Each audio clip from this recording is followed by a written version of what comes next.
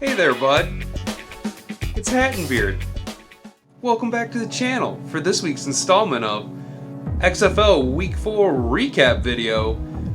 What an exciting week in the XFL we had, with some serious upsets, one game in Texas going right down to the wire, and boy howdy, Tampa sure does seem like a team that has a whole lot of life in them. Let's get into it. Game number 1, we've seen the Los Angeles Wildcats travel from the West Coast to the East Coast to square off against the New York Guardians. I thought that the LA Wildcats were just going to absolutely mollywomp on the Guardians, but I don't know if it's a batch of home cooking that got the Guardians right, or if they figured out their quarterback situation. But New York looked really good. They looked like they did back in Week 1 when they smacked the shit out of Tampa Bay. I don't know really what to say. The Wildcats really couldn't ride the momentum after their win a week ago over the DC Defenders, and we'll get into DC in a little bit.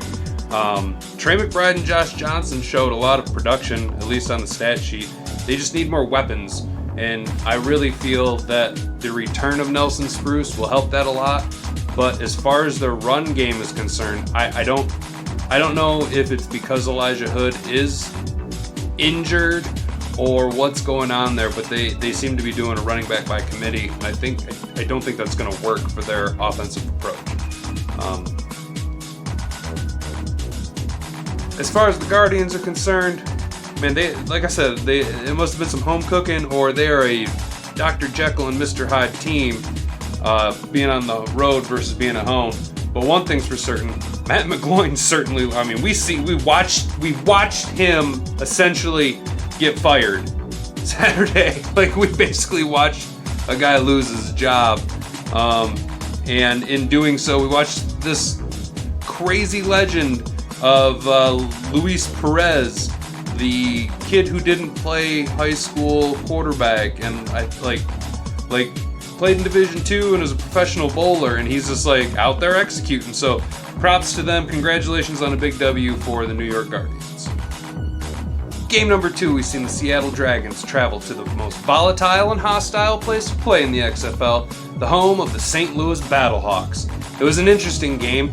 I mean, Brandon Silvers looked like trash, which ultimately led to him losing his job, perhaps? Either way, there should be a quarterback controversy in Seattle. St. Louis came out ahead on the big arm of Jordan Ta'amu, and I, again, cannot stress this enough. That dude deserves a shot in the league next year. I really hope to see him on a roster. I just think he's got a lot of potential, the way that he maintains his composure throughout the entire game, and doesn't seem to be really greedy about the play calling. Look at last week, where all he had to do was hand the ball off to whoever they wanted. He barely even threw the rock. But this game, he looked really good. Seattle, so again, you guys, like I said in the last video, you guys just look like you just can't get on the same page all the time. It's like 50% of the time you guys know what you're doing, and 50% of the time you're just like, I don't understand football. But you guys looked like an entirely different team with BJ Daniels. I think he adds a new element to your offensive approach. I think he should be your starting quarterback moving forward, even though Brandon Silvers looked really good in Week 1. I think we're seeing that you need to be more than just a pocket passer in the XFL. I think that you have to have some mobility, and BJ Daniels offers that for the Seattle Dragons. I just think their team would be a lot better if they went with him. As far as the Battlehawks are concerned, my Battlehawks are concerned, I'd like some free merch, please. What can I say? Yeah, there's something clearly special going on in the entire city of St. Louis. The way that the fan base has rallied around the team, the way that the team seems to be thriving off of the fan base's energy. You guys are a fun team to watch. I really love the story. Later on, I'm going to do a video about players that I think might have a shot in the NFL, and there's 2 guys on St. Louis that I think both have a crack at making an NFL squad. So anyway, congratulations to the Battlehawks on another big win. You guys continue to roll. Game number 3 was what I think everybody had chalked up as the game of the week, with the Houston Roughnecks just making a short little drive to Dallas, square off against the Dallas Renegades. It was an exciting game, even though, let's be honest, Landry Jones tried to give that game away very early. The Dallas defense looked really good with a lot of pressure on them, and they kept Dallas in that game. Unfortunately for the Dallas Renegades, they could not capitalize, mostly probably because Landry Jones went down with what appears to be a very significant knee injury, and they had to play Houston, and Houston's sweet. So Houston comes out ahead in that game. Houston at first looked kind of rusty, but at the end of the day, they just made more plays than Dallas. I mean, PJ Walker elevates the play of all the players around him and continues to show why he is the clear-cut choice, at least at the midway point, to be the league MVP right now. Dallas, you guys really did try to give the game away early. It seems to be your MO. You guys are really like a second-half team, I guess. But their defense kept you guys in it as best they could. They shut down Cam Phillips, period. There's no until this point. There is just y'all shut down Cam Phillips. So there is that to take away from it. As far as a silver lining in the L, that's unfortunate for you guys. Turnovers continue to kill you guys, and now the big question is, what's going to happen moving forward? Is this knee injury significant to Landry Jones? Is he done for good? And if so, do you go with Nelson Phillips? I think that's the kid's name. Is that what you have to do? So Dallas has a lot of questions, and at the midway point, Houston looks to be just an unstoppable force. So a good win on the road for the Houston Roughnecks, and Dallas, you got to figure it out and fast. Game number 4, prime time XFL. DC Defenders, after reeling in a Week 3 loss on the road to LA Wildcats, we're supposed to get it right, going down and taking on the Tampa Bay Vipers, who seem to be just dead in the water.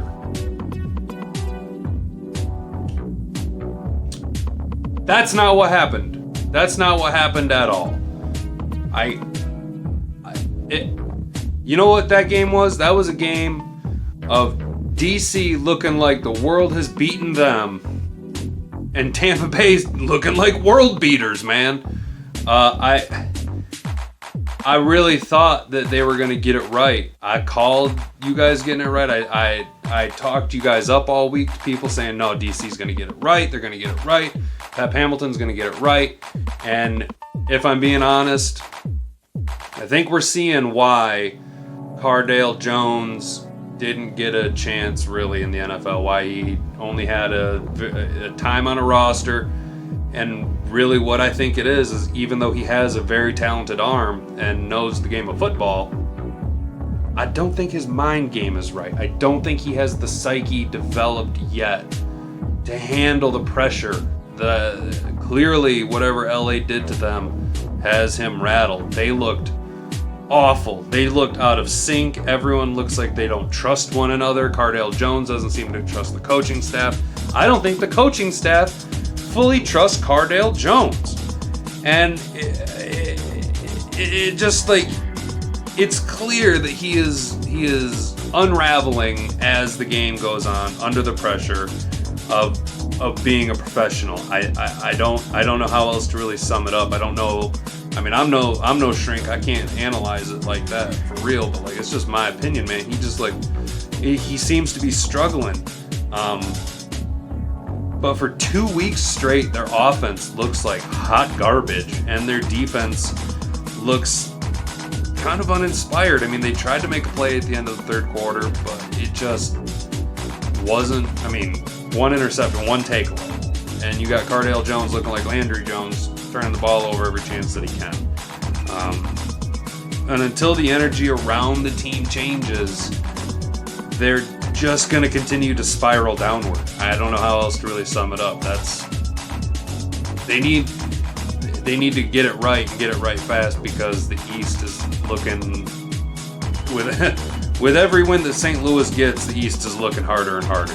Let's be honest. I mean, this was a strange week.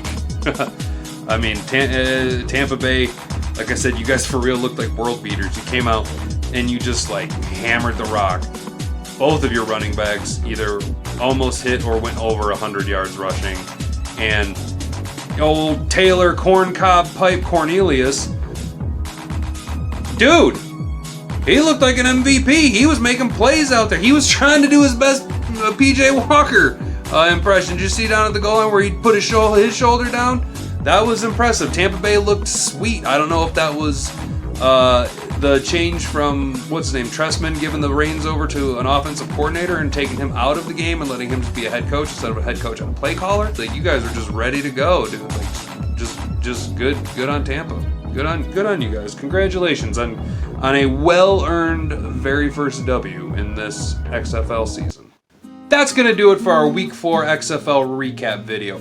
What'd you guys think of this week in the XFL? The only thing I can think about it is the word Stranger Things. Boy, did this week seem exciting and seem to tip everything upside down. Everything we thought is now not what we can think at all, other than Houston and St. Louis are both sweet. So, chalk it up to the Battlehawks and the Roughnecks to continue to blaze forward. I liked what I seen out of BJ Daniels and the Seattle Dragons, and Tampa Bay looked like world beaters, so maybe LA and DC can get it right next week. I don't know. Will the Guardians continue to roll? We'll find out.